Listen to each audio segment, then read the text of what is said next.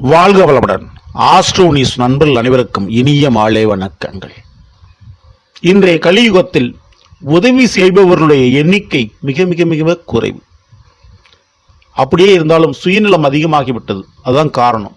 பொதுநலத்தை விட சுயநலம் அதிகமாகிவிட்டது எல்லா மனிதர்களுடைய எண்ணத்திலும்.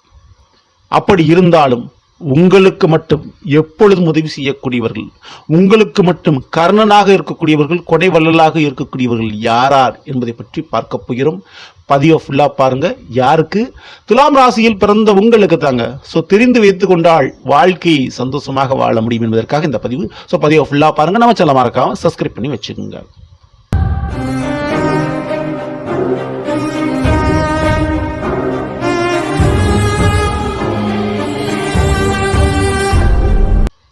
துலாம் ராசியில் பிறந்த நண்பர்களே, உற்றார் உறவினர்கள் நண்பர்கள் கொடுக்கல் வாங்கல் எல்லாத்தையுமே நம்மகிட்ட இருக்கும். ஆனால் பகை இல்லாமல் பாசத்தோடும் நம்ம கேட்காமலே உதவி செய்யக்கூடிய நபர்களும் மிக மிக குறைவு.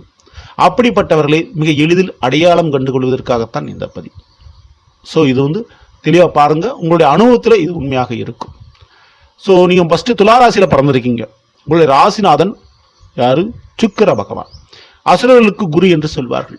துளாராசியை பொறுத்த வரைக்கும் மற்றவர்களை தூக்கிவிட்டு அழகு பார்க்கக்கூடியவர்கள் இந்த துளாராசியில் பிறந்தவர்கள்.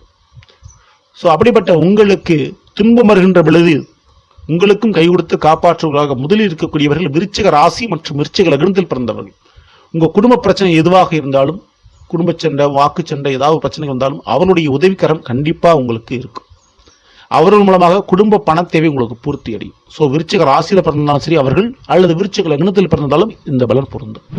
இதற்கு அடுத்தபடியாக கும்ப ராசி மற்றும் கும்ப லக்னத்தில் பிறந்தவனமாக காதல், உங்களுடைய குழந்தைகள் விஷயம், உங்களுடைய திருமண விஷயம் போன்ற விஷயத்திற்கு நிவர்த்தி செய்யப்படும், உதவிகள் செய்யப்படும். அவங்க கும்ப ராசியில் இருந்தாலும் சரி, கும்ப லக்னத்தில் பிறந்தாலும் சரி பொருந்தும். இதற்கு பிறகு ரிஷப ராசி மற்றும் ரிஷப லக்னத்தில் பிறந்தவர்கள் மூலமாக எப்பேற்பட்ட வழக்குகள் பிரச்சனை இருந்தாலும் அது சரியாகும்.